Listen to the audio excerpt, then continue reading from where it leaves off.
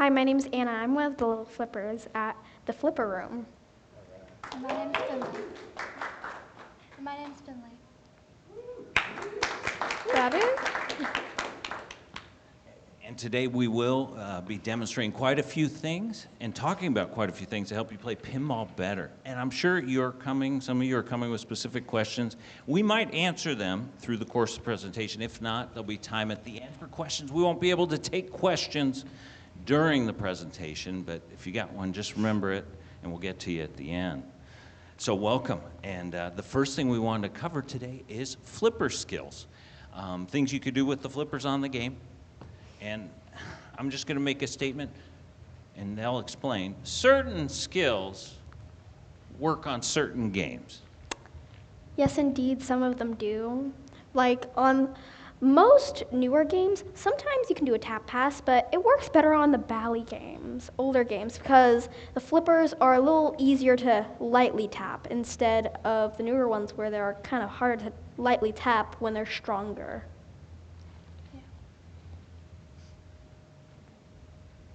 And there's certain specific games. I was talking to someone about the other radical. And the other radical that's out there at the show right now, it plays very differently from this radical, even though they're both radical games.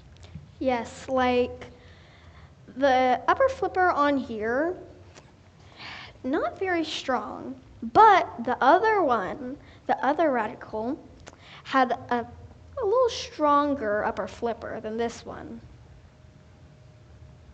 And you two pay attention to those things, right? Yes, Do you pay attention to them just for competitions and tournaments or whenever you play? whenever I play. Excellent. Well, we're going to talk about the most basic skill. It has to do with control. The best players in the world, the most successful players play with control. And so we're going to talk about, first off, and demonstrate catching and trapping on this game. All right? You can put in 4 players since we're demonstrating. Plus, it'll make it easier to get to multi-ball when we get there. Yes, most likely that would make it easier.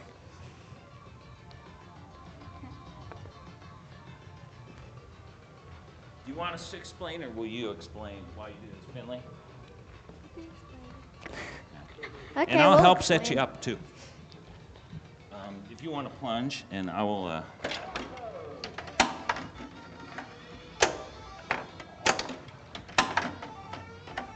Now, this is shooting, and this is safe shooting, because it's coming back to a flipper. To be successful, it helps to shoot safe shots, but it might be less fun. Finley could do this all day. And so now, Finley was just trapping the ball. I'm going to show you a way, A, that Finley will catch, and B, Finley will trap a ball. Again, this is to get under control.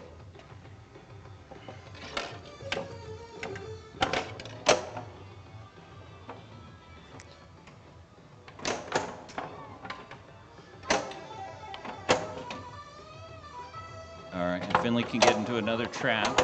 Also might do some passing in the process. yes, sometimes it is necessary when it's about to roll off. It does pass. So Finley just did that, passing from the tip of an outstretched left flipper to the cradle. I'm sorry, outstretched right flipper to the left flipper. What else can we say about catching and trapping and why we need to do it? Well, when you need to catch it, if you're going to a certain angle into a certain shot, you're going to need to catch it and angle it.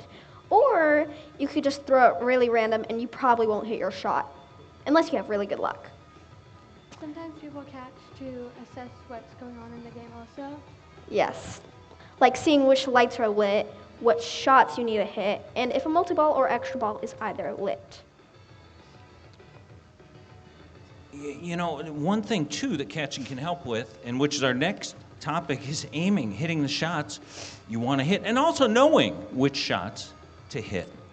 Who's going to demonstrate aiming here, and who's going to talk about aiming here? Oh, jeez. Finley, your call. Oh, jeez. All right, let's talk about aiming.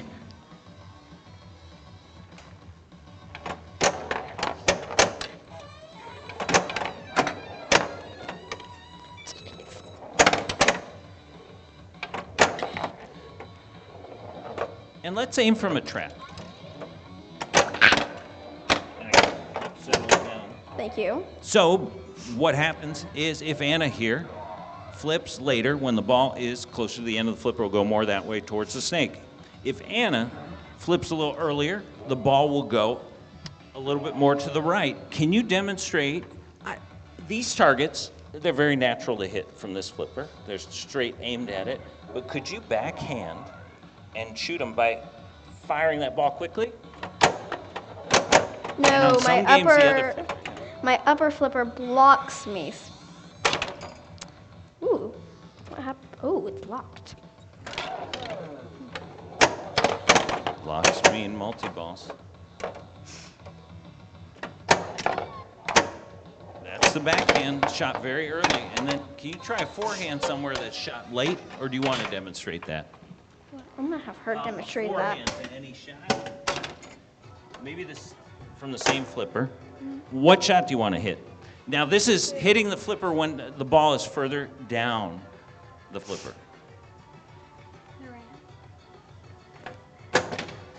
Perfect ramp. Just did a pass maneuver there that we'll get into soon. So it's all about the timing. When you're stopping from a trap, you're going to get a more consistent result because from a trap, the speed the ball is rolling will always be the same. If it's just the ball's flying in or coming down a lane off a ramp, that's a different speed. If you're shooting from a trap, the exact place to hit this flipper timing for this ramp will always be the same. So that's where the trap actually can be very powerful with aiming. Do you want to try showing some aiming from the left side too? What are you going to shoot? Upper drop targets. So that's somewhere in the middle, not a backhand, not a huge forehand. And we can grab the ball, but it's great to just watch Phinley settle the ball down, and we'll get into how Phinley does this and the kind of passes Phinley Anna use as well. Anything else you want to aim at? Oh, she hit it. Directly in the center target. Exactly. That's how precise she aims.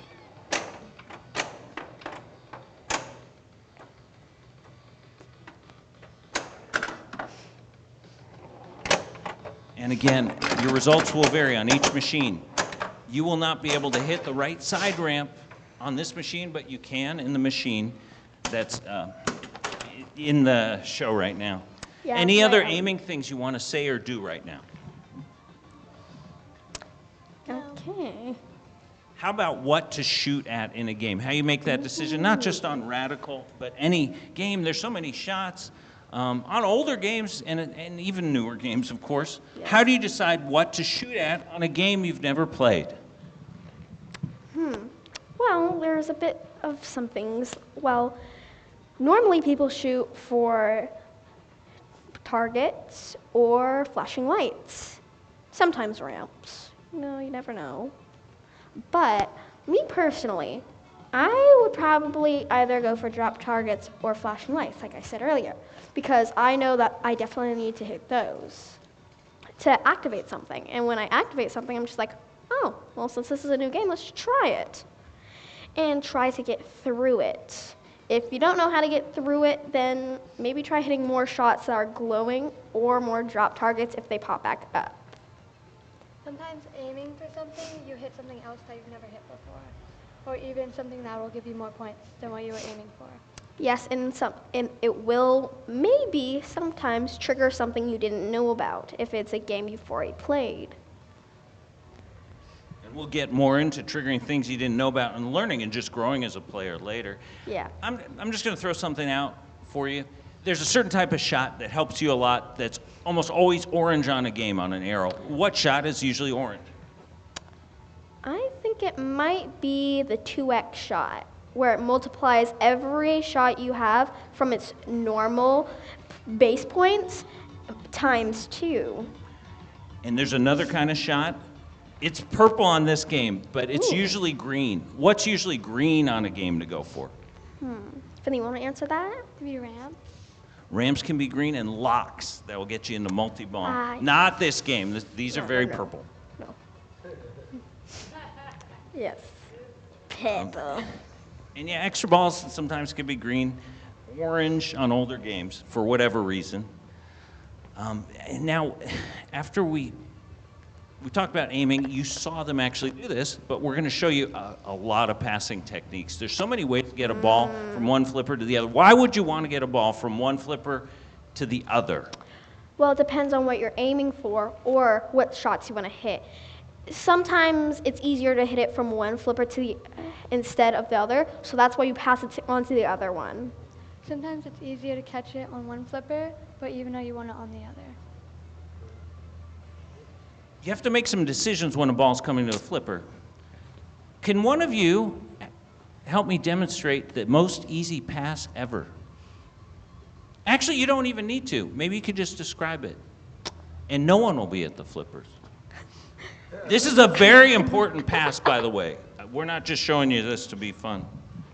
Can you tell them why I'm doing this and when you might do this? Are you ready? Oh, yeah.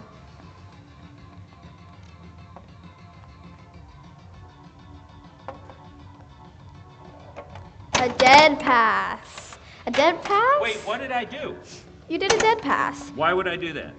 Well, it's very it's because you didn't really need to do anything because you already knew that it was going to hit the other flipper when it bounced from the impact. You can also slow down the ball doing this move and catch it. Yes. Okay, I'll try this side. Wow, I'm good at dead passing. Yeah. We all are. Yeah. Can I feed you some dead passes and you dead pass and then cradle on the other side or shoot a shot, whatever you want to do.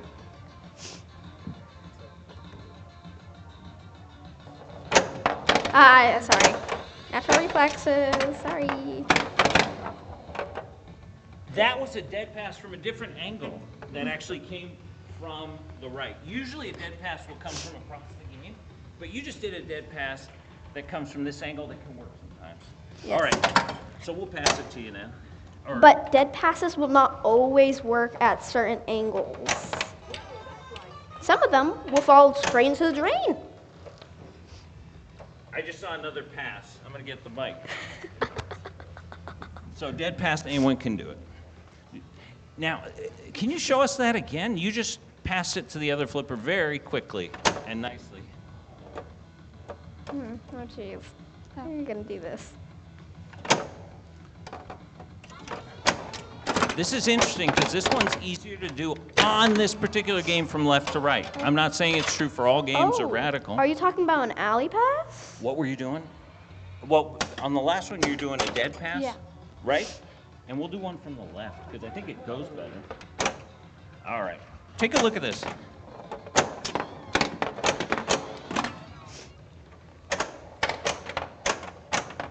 I could grab it, and she could grab it, and also you can kind of see the process of settling the ball down. Look at that pass. There was also a little save there. So she's doing a variety of passes here. This is the ski jump, just holding up the flipper and letting it get to the other side. That's worth another look. Are you ready? Now this one, you just hold the button down. You don't need to do much else. The only problem is if the ball's coming too slowly. It's that easy. You just have to get the right timing in there. Can I give you a poor one? Sometimes it moves too slowly to get to the other side. You know what to do, right? And what do you call this one? Do you know the name? Okay, tip pass. Oh, a tip pass.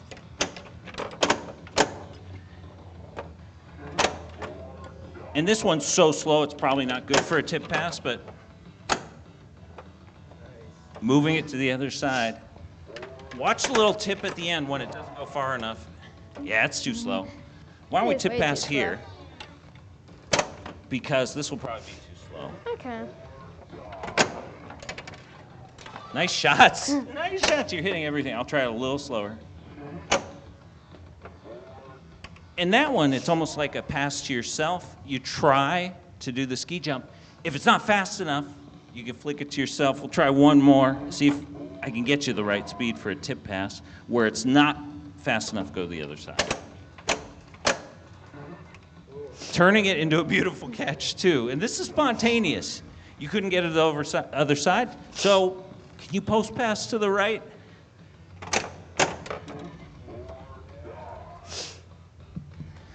What a beautiful, powerful move. Do you like to post pass? Okay. Yeah, it's fun. It's fun. It's quite a move. And you would do that because you need the ball on the other side. It's interesting. This side's not as nice for the post pass, but you figured it out. But you'll eventually there's a get tip it pass. if you know. Now, what other pass should you demonstrate? Alley pass. Alley pass, very dangerous. Now, this is firing the ball when it's near the tip of the flipper this way. There are reasons why you'd want to do this in a game to get it to the other side, but sometimes when the alley will help you by lighting something. This is the dangerous alley pass, and it's very late. Oh my gosh. And when she misses, it's good that she's missing early, because if she misses late, it will go down the middle. It will, and she will lose her ball. So this is a dangerous, more advanced maneuver than the dead pass and the post pass. Yes. Ooh, did she lock it? Oh. Multi-ball. Oh, she locked it. Ooh. Let's figure out what to do with this. I am going to take something so this multi-ball lasts. What kind of passing would you do in a multi-ball? Would you like to explain and show us, or would you like to explain and show us, Anna? I'm not sure about that. Or I could show you too. The funny thing is, if I show you, it's the kind of thing I'm famous for not doing. Did you want to show some passing that you would do? Yeah. It works. So I see the post pass. A backhand shot almost worked. So the best players in the world do this. They trap during multi-ball, and they usually keep one ball moving. Sometimes they get out of the trap. And then with the other ball, they tend to hold it until they have to move the other ball that's being held, or balls, plural, because the other ball has gotten into danger.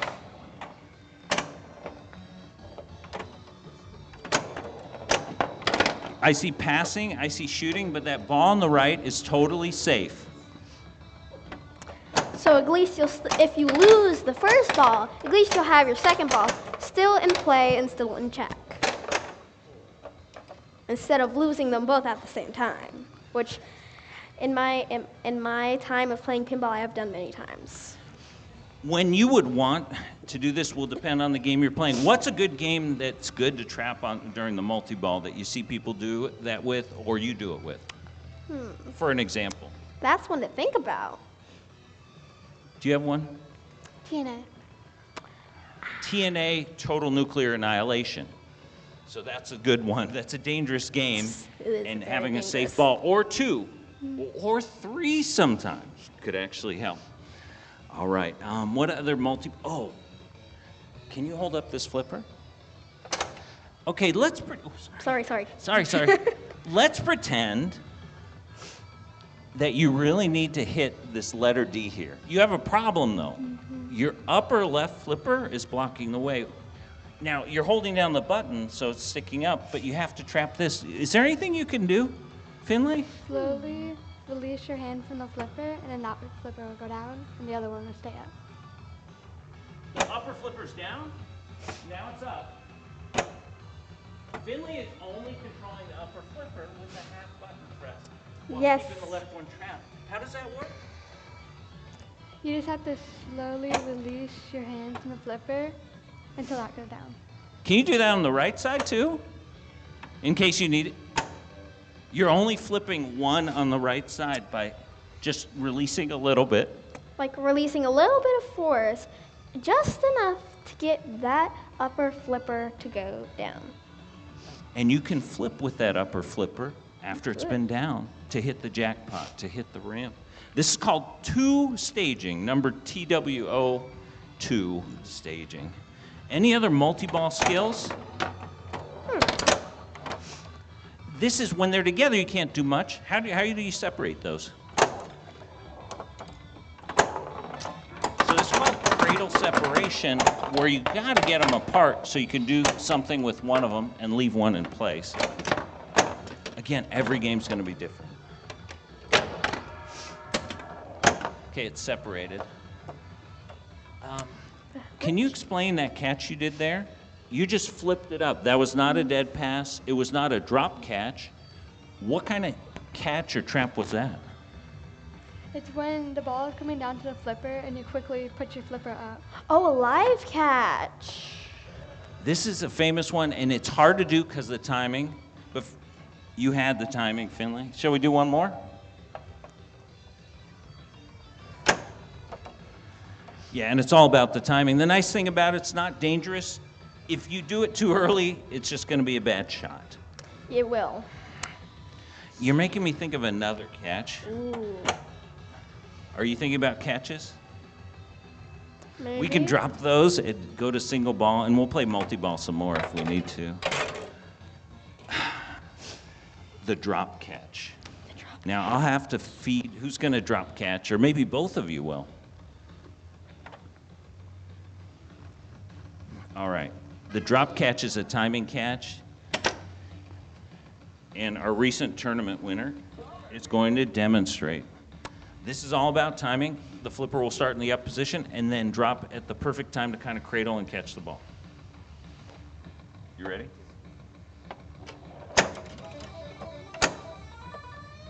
That result is good. Sometimes it'll stop dead. Sometimes it'll roll up a little. Sometimes it'll roll up the lane.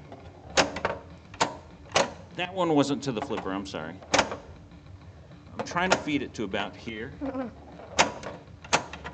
And sometimes it won't work if the flipper's too strong, the speed's too fast, the rubber's too hard. But still, you got it under control. What do you two think about drop catching, and what are your tips for that? Drop catching, you just have to find the right timing, and maybe like before it comes to your flipper, like before it comes into contact,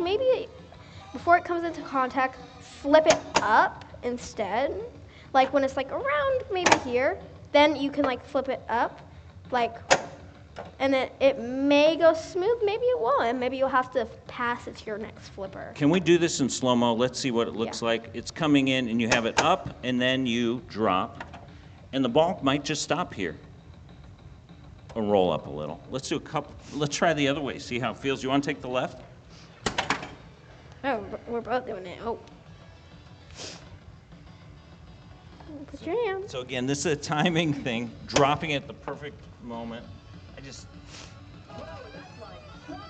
All right, you ready? Mm-hmm. And again, it's not helpful when I throw it to the tip, but I'm trying to feed or the middle. The middle's even worse. Yeah, What because you kind won't of get any pinball points professor from that. am I right here?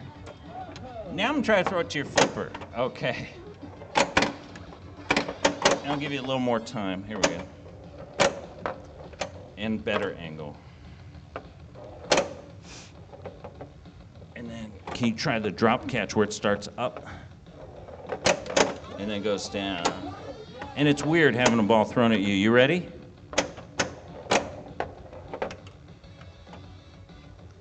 And so basically the motion is this. The flipper falls as the ball is contacting the flipper. Do you two want to try to drop catch and pass and live catch? And if people can shout out when they see a certain pass, because they're different types. Remember, we have the dead pass. We have the alley pass, where you shoot the ball there.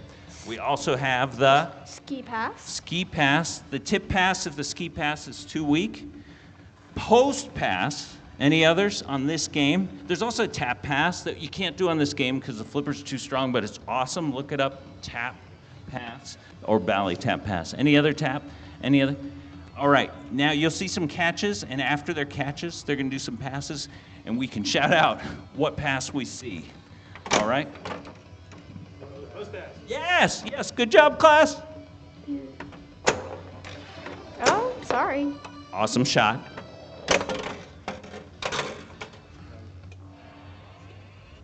Just leave it. Let's see what just happens there.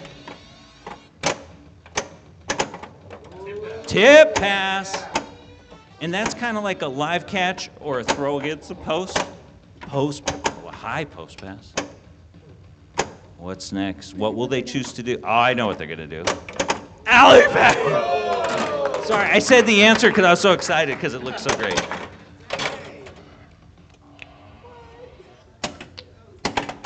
Some games it's really helpful to shoot that, like I think it's the getaway or high speed. You turn on your kickback by doing that. I think it's high speed. Ski jump.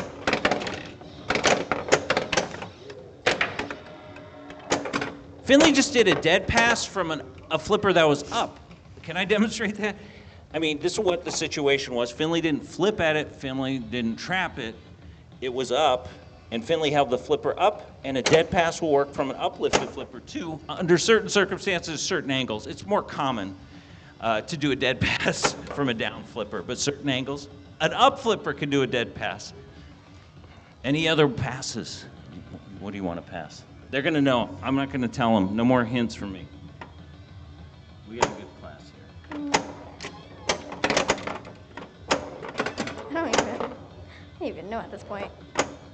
I see great trapping here, too.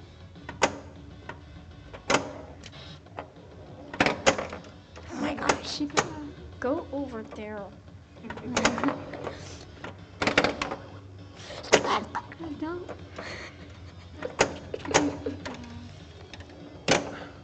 That was like a pass I've never seen. We have to name that.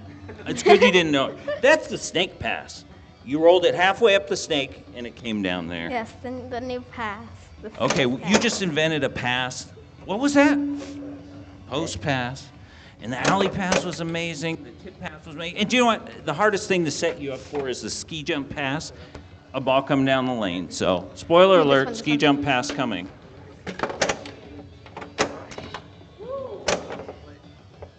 Those are fun because they're easy, and again, they're useful when you don't want to shoot from that flipper. And then pass back. I don't know what that is. Sister pass. Okay, you're inventing new passes all the time. Any other pass things you want to show them or say? I have honestly no idea. This one's been awful and quiet. Why don't you speak up? Like we named them all. Right? You might have. I have no idea. Do you have any more? I got this list, but most of them are passes that we can't do on this game, like the tap pass, the loop pass. I just want to add something, too. I noticed when they were trying to post pass from right to left, it was harder than post passing from left to right.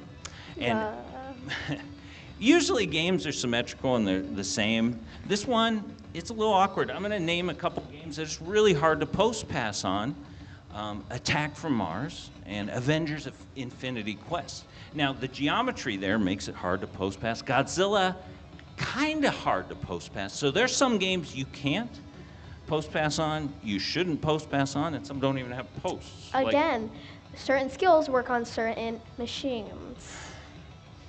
You might play the other radical, and maybe the right side post pass is better than the left, and that's part of the process of figuring out games that we'll get to soon.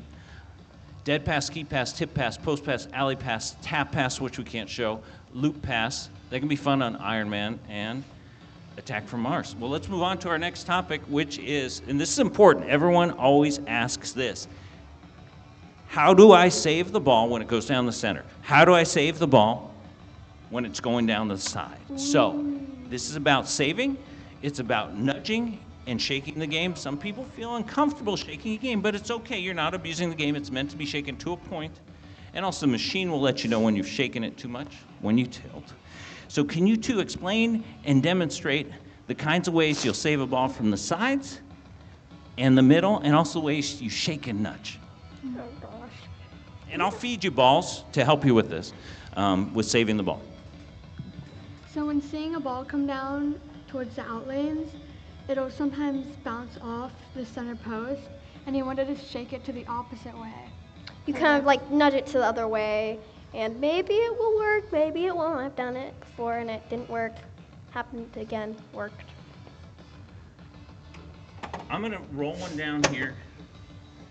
And then can you just show, one of you show the timing of a nudge to this out lane?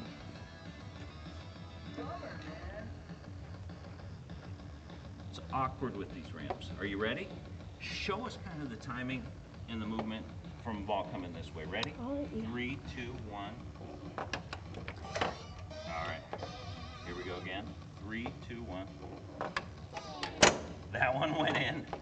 3, 2, 1. You usually have more time to make a decision, so I'm going to give you more time. I'm going to try to fire this out lane. Are you ready? 3, 2, 1. Wow. Oh, sir. No, 3, 2, 1. I'm sorry.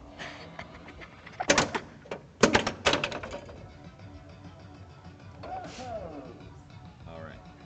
So one more. I'm going to try to push it this way. Can you just show what nudging will do as I drop it? 3, 2, 1.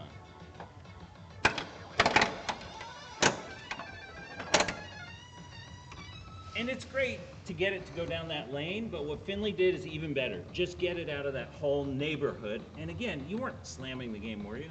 Nope, she was a slightly nudge, shaking. Yeah. And were there any tilt warnings? Nope. Can you show everyone a tilt warning?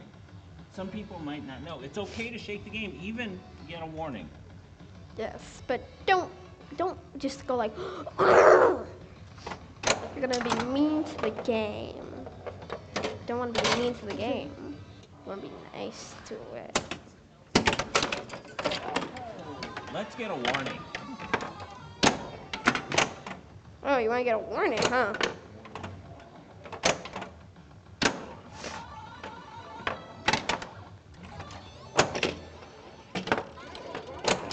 So it said watch out, but you couldn't see it on the screen. It said watch out, and then it just gave her an extra ball. See what happens when you shake the game? It's not cheating at all. The game said, you're awesome. I'm giving you an extra ball for nudging. So again, nudging there. The other place I like to nudge forward is when the ball's hitting these slingshots, just because the ball will leave the slingshot higher. Instead of going out, it'll go higher into these zones. So as the ball hits the slingshot. But the middle is trouble. And you've seen them make saves in the middle, and now I'm going to feed them balls in the middle, some of which will go through their flippers because there's so much in the middle. I'm not too good at aiming balls down the drain. I'm good at aiming at them with flippers. But they'll demonstrate some saves down the middle and let you know what they did. There are different ways to do it. 1 flipper, 2 flipper. Are you ready? Or slapping if needed. Slap. All right, are you ready?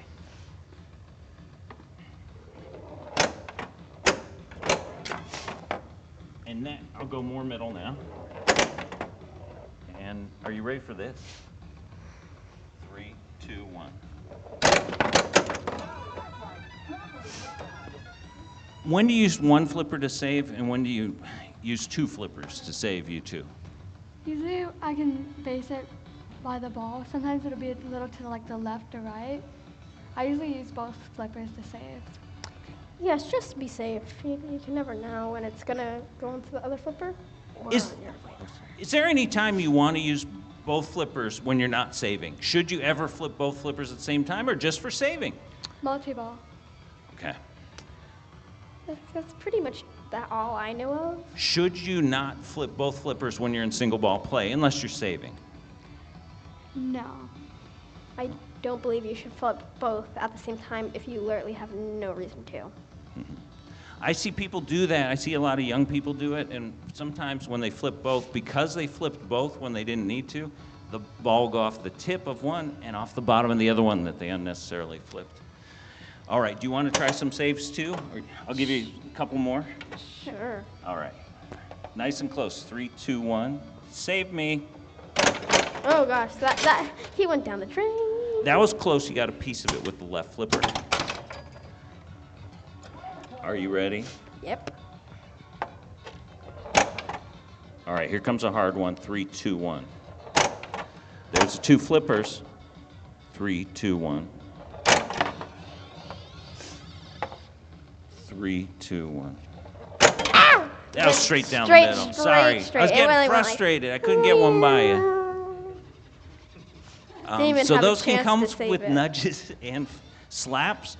Someone might slap They might as go- they're doing a flipper save, and that actually kind of pushes the ball towards the flipper that's being slapped. Machines don't register slaps. Quick jolts as much as shakes. Can you talk more about shaking? Oh, Whoa. I went a little too far You there, went a didn't little I? too far. The game really didn't like how you nudged it. I'm sorry, game. I'm That's sorry right. for not being radical.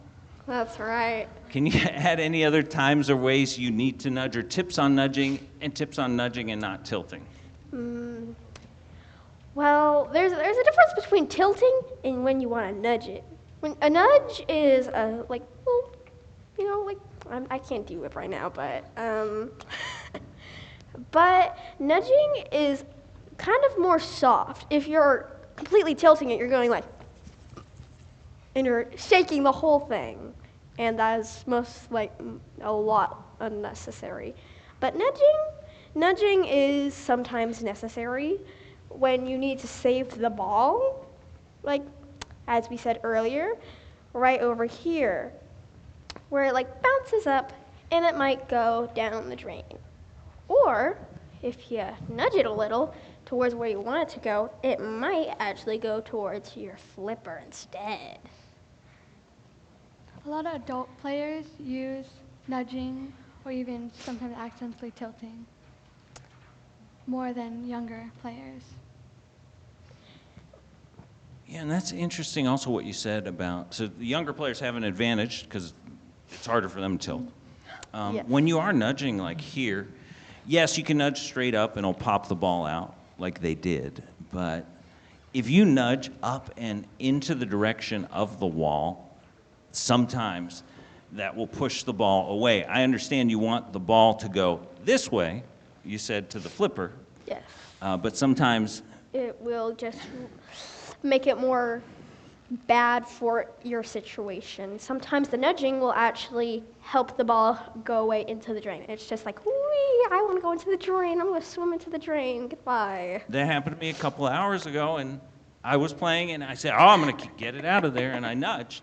And I realized afterward the way the ball traveled is if I didn't nudge, the ball would have stayed. But I think it's best to be proactive, try to pop it out. Yes. But it depends on the There's game. always a chance that it will go into the drain, but most of the time, majority of the time, it will go towards your flipper or away from, or all the way over to the wall. Anything else about flipper skills before we get into mental approach and tournaments? Oh yeah. Flipper skills, saving, trapping, passing, catching that we didn't cover that you'd like to talk about or demonstrate, either of you. I'm pretty sure we covered a lot of it. I think we're good on covering it. Well, this next part is just as important. It's not It about is. the physical things. It's about the most important tool when you play pinball. Your And- brain, your mind. Yeah. Pinball's not just a physical game, it's a thinking game. And so it's an introduction to decision-making, your mental approach. A lot of players, to be successful, they use control. And what they do, and I'll be honest, I'm a bad example of this, and you may have more fun like I do playing without control, but the most successful players who are the most consistent use a lot of control, shooting at safe shots and weighing, is the risk worth the reward? So what do you have to say about just playing in control and how to play in control and why to play in control? Well, if you want to play in control, you definitely want to hit what you want to hit. But if it's a risky shot, I would most likely think about it before I do it because, well, what are the points worth? If it's not really anything that I couldn't hit by myself that's a safer shot, I would probably go for the safer shot instead of the risky shot. But sometimes the reward is definitely worth the risk. But if you are ready to take that risk, then I would take it. But if I'm not ready to take that risk, I would definitely go for the safer shot, even though it's not worth more points. And in a competition, are there times where you have to take the riskier shot or approach to win? What do you think? Finley. Sometimes when you want a certain thing, like if I wanted multi-ball, but it's a risky shot, I would sometimes take it because then you get more balls. But if you miss, sometimes you do. You do lose the more opportunities, Yeah.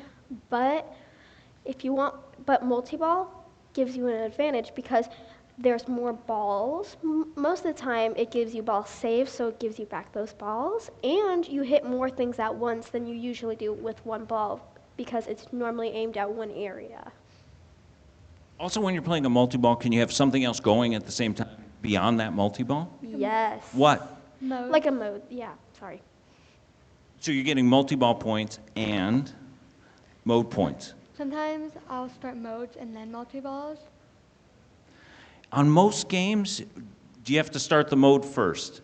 Like a scene in the movie or a mode like on Spider-Man or James Bond, a villain, or Spider-Man, one of the modes. You usually have to start the mode first before the multi-ball to be able to start the mode and put them together. Yes, yes you do. Because sometimes the mode triggers certain things on the playfield that then only then can get your multi-ball. Oh, interesting, yeah. So that's called stacking, putting together modes and multi-balls. You can have multiple things going at once on the same game. You can have double scoring going with the villain on James Bond. Plus you might have a super spinner and multi-ball at the same time. The other thing I wanted to bring up besides safety and the control is the three things I always mention on a talk. To be successful, and this might be in a tournament or just when you play for fun or maybe you want a high score, is know the rules of the game you're playing. For example, if you're playing Radical in a tournament or just for fun, it's helpful to know the rules. You got the rule cards. Then you know what to shoot at, and you can decide. You could shoot for the crazy thing and try to get big jackpots, or do simpler things like shoot up here into the snake, or shoot this fun ramp, just because it's fun. But know the rules of the game. Second thing that's really important is we were talking about another Radical that's in the show, and it plays so differently than this Radical, and you have to make an adjustment to the way the ball moves, how quickly it moves, how strong the flippers are, how bouncy the rubbers are, how the ball kicks out of certain situations. All those things will be very different side by side. For example, this left flipper is weaker than the flipper out there, and that game's darker, and this one's brighter. Maybe you like a brighter game or a darker game. Do you remember any differences between this Radical and that Radical besides the ones I mentioned today? Just as an example. One we played, the first Radical, the flippers are very soft, and I felt like it was easier to post. Post flip? Yeah. Any And others? This one is more difficult, I think. And There the are- flippers are harder. There are definitely differences between the two Radicals because they are two different entirely machines. They may be the same game, but there are different features to it, like softer and weaker flippers. And there are different things that there are different things like the bumpers on here might not push as hard, or they might push harder than other Radicals. Tilts are always different between two different games too, Yes, right? because How those are hard you different could shake it. settings. Because people physically change those on how much they want their game to be shaken. So it's really helpful to know the games. You know, sometimes you might be playing Attack from Mars at home or one you know, and you always go for the multi. It's fun. You just hit 4 shots and you got the multi-ball on Attack from Mars. But you might go to a tournament and they made it really hard for you to hit the multi-ball because they put funny flippers on there. And they narrowed it because there's a post blocking half of the shot. So when you go to a different game that you know the rules of, you might have to not do the thing you normally do. And it's all about adjusting. For me, that's part of the fun of pinball in a competition or just walking up to a game. I was like, I know how to play Radical, but how does this Radical play? Go ahead. Did you have something? No. Well, the last thing I want to say, my things are, know who you are. Know your goals for the game. Know what you like to do. Know what's fun. Know your style and follow your style.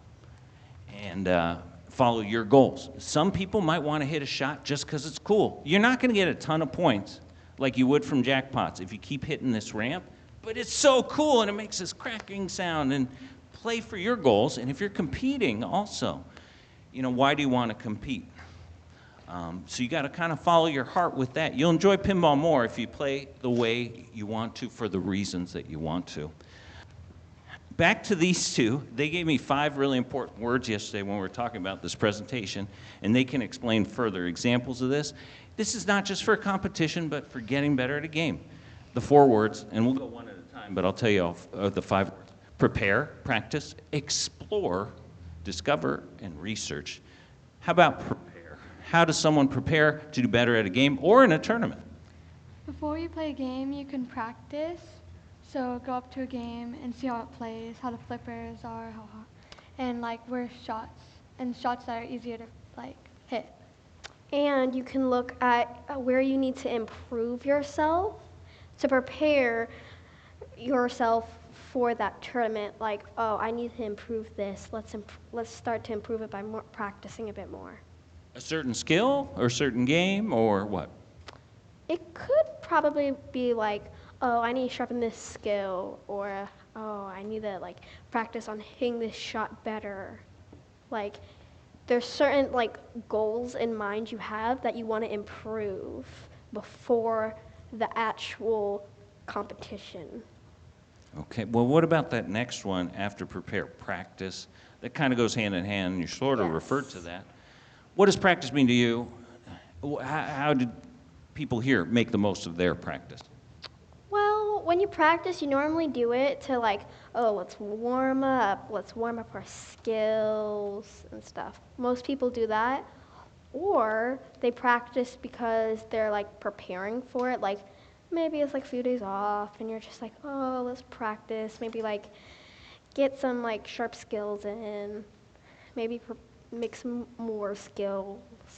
I think a lot of people practice for tournaments on games that they don't play often that might be in the tournament. That's important. That happens a lot, doesn't it? It does. It does. For those of you who compete, we have some tournament players in this room. I like this word explore. I think you use it as an example, playing a game and seeing what certain modes do and shots do and such. Yeah. Can you both of you go further with the idea of exploring a game to get better? Well, if you want to explore the game and you're just oh, well, I've already done this, so let's maybe find something new. Adventure into your game. Find new different modes. You want to don't want to just keep the same things. Sometimes you do, but you also want to find different things. I want to find out how to do this mode or this multi-ball. And you definitely want to explore your game because there might be some things in there that might be helpful in the future instead of doing just everything you know. I mean, sure, it's good to do everything you know, but it's also good to explore your game, find out new things about it. I think it's good to read the card, which says some of the rules of the game or what you can do, or ask someone, which can give you more information about a game that you may not play often. And the way I'm going to describe this next word is discover. You said discover, and the way you told it to me is you hit something happens, you don't know why. So you discover. How do you discover through accidents and other ways? Well, if you hit something, you just hit it, and it activates a mode. You're just oh, how'd this happen? I just found something new that I think it might be useful. Then, if you don't know how it happened, and no one else knows, maybe look it up or something. Use resources to find what you did.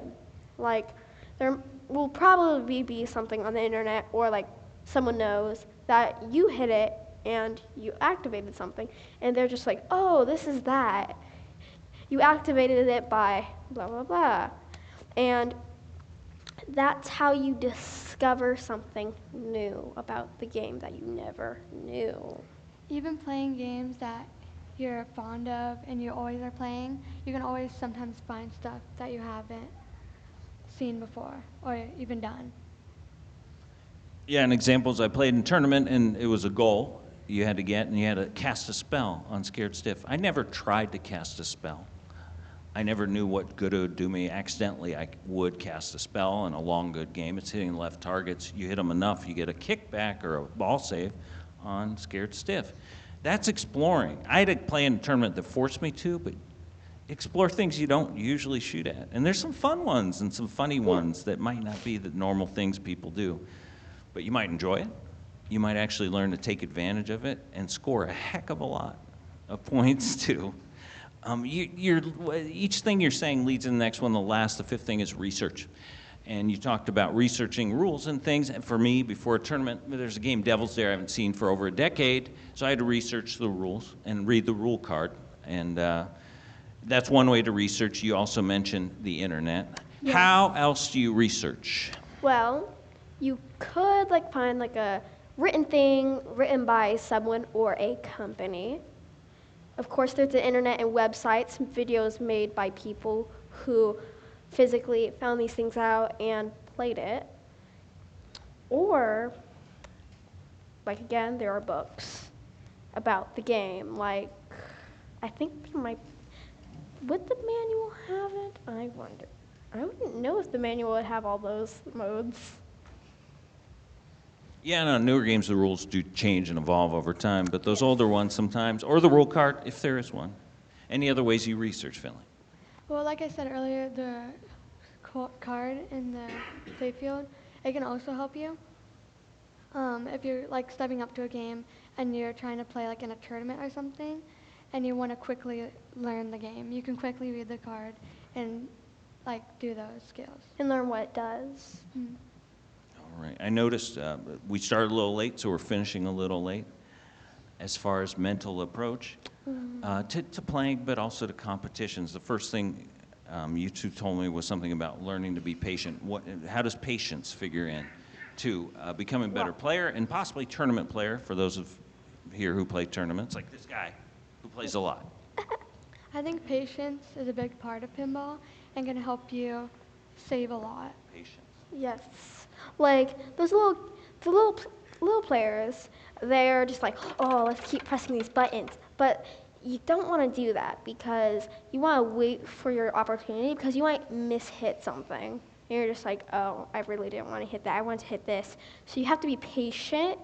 Like when you drop things, you have to patiently like look around, find the thing you want to hit, and find an angle that would most likely hit it in the most rate for success.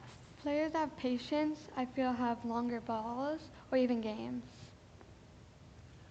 The dead pass is an act of patience there. Oh, that is. Trapping is another act of patience, and those help in practical ways too. And yeah, mentally you got to be patient to do that. Yes. You know, we don't have young tournament players here or other potential little flippers, but this is important for people who see this video.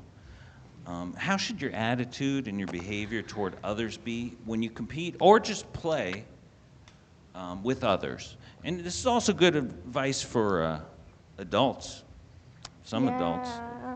I think you should be friendly playing with others and never like brag because it can make other people feel bad even though you're excited about what you've done. I accidentally once did that because I was too excited, so I was jumping up and down, and the kid the kid cried out. I'm just like, oh no. And he ran out. He never finished the game. And I felt real bad. And I'm just like, let's try to dial this down and try to fix my attitude. So that's exactly what I did. I'm honestly not this way in competitions, but are you encouraging to your opponents while you're competing with them?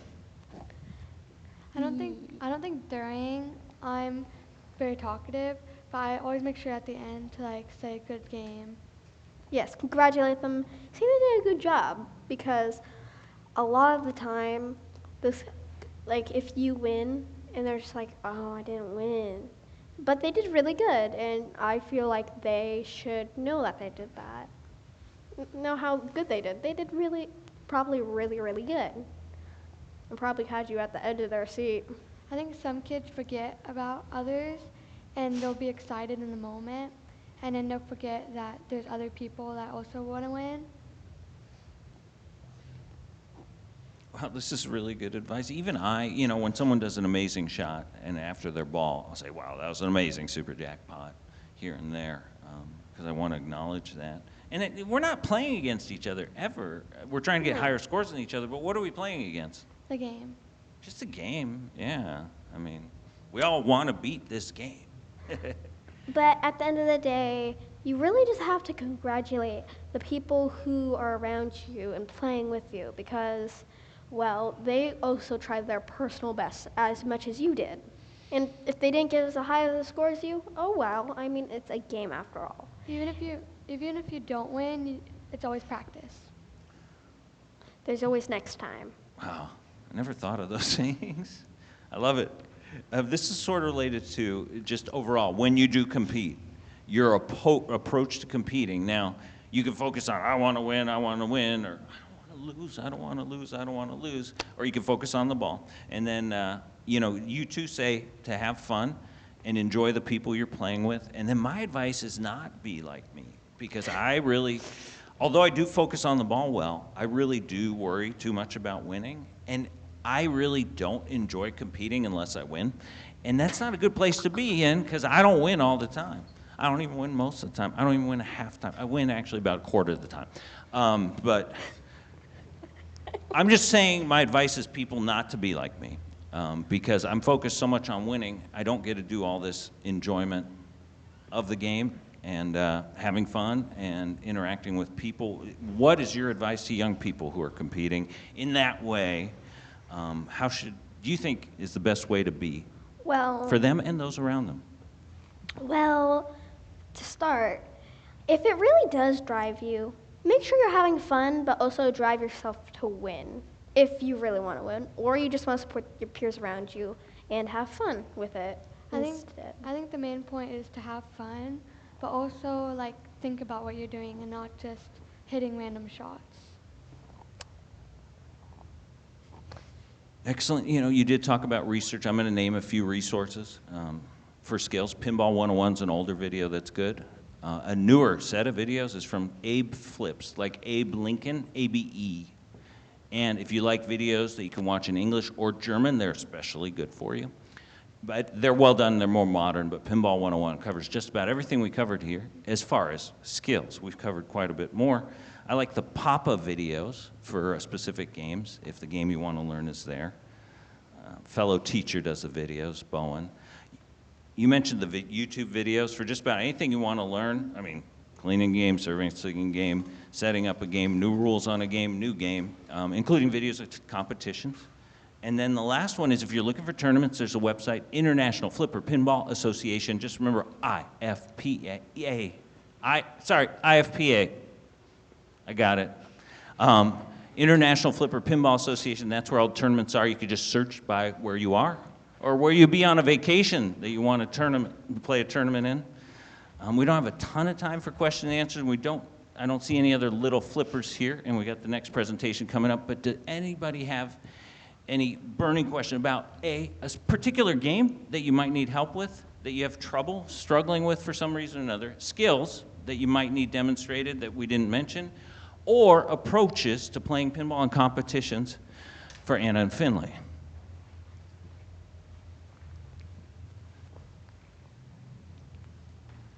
That's good, because we're running out of time, and the next presentation's coming up. And I'm sure if those young people were here, they'd have questions. The last thing, I guess, message to everyone who watches this video and everyone here, and this is true for adults as well, can you explain how they can enjoy the game of pinball and share it with young people and future generations, please? Well, if you want to enjoy it, really don't think about your competing. Just think more about the game. Just I want to hit this shot because it makes a really cool mode that I really love to enjoy. So you hit that mode, you enjoy it, instead of just thinking about, oh, I want to win, I want to win, I want to win. Oh, that's me, by the way. Sorry, didn't mean any offense. Sorry. It's okay. I can accept it, but yeah.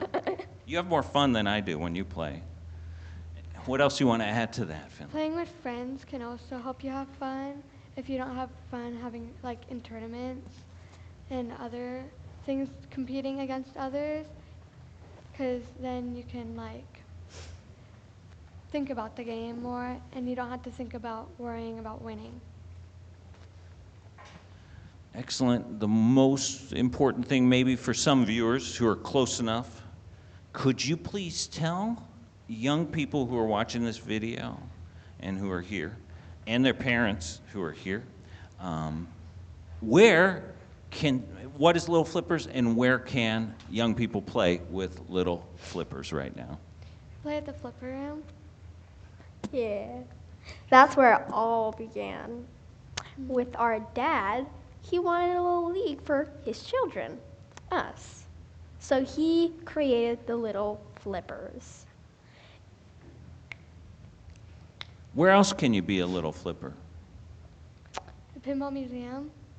In Alameda, the Pacific Pinball Museum. I think there's. Ooh. Littleflippers.org. You know they're serious. They have a domain name, littleflippers.org.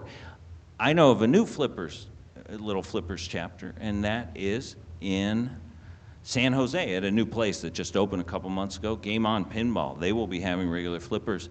I'm wondering, are there Little Flippers up in Saratoga at the Rewind? In Sebastopol, sorry. Yeah, we're bringing it on. Yeah. So a new chapter in another, well, not super new arcade, but the Rewind in Sebastopol, Little Flippers there, and it might expand further. We have Little Flippers in Columbia, South Carolina. Yeah. Okay. How many Little Flippers chapters are there active right now? Almost a dozen. Mike's saying there's almost a dozen, and I feel like if you don't have a Little Flippers chapter by you, those of you who are here or watch this video, maybe you could start one and encourage young people to play in a friendly way, in a positive way, an encouraging way, in a way where they become really good players too, who win tournaments. I mean, don't encourage them too much, because all the young people are beating me now. I mean, can you take it easy on me? Because in a couple of years, I feel like you'll be beating me a lot. Well, Please? it's important to encourage people, and we can't just favor one person. Okay. We gotta favor everyone. So maybe we'll think about that. Okay, and I shouldn't discourage you. Do your best. Do your best. I'm not sure if that'd be doable, but. Well, I just want to thank everyone for coming. And beyond farewell, what are your last words for everyone watching? Thank you. Enjoy pinball. Don't just think about competing. I know a lot of you do.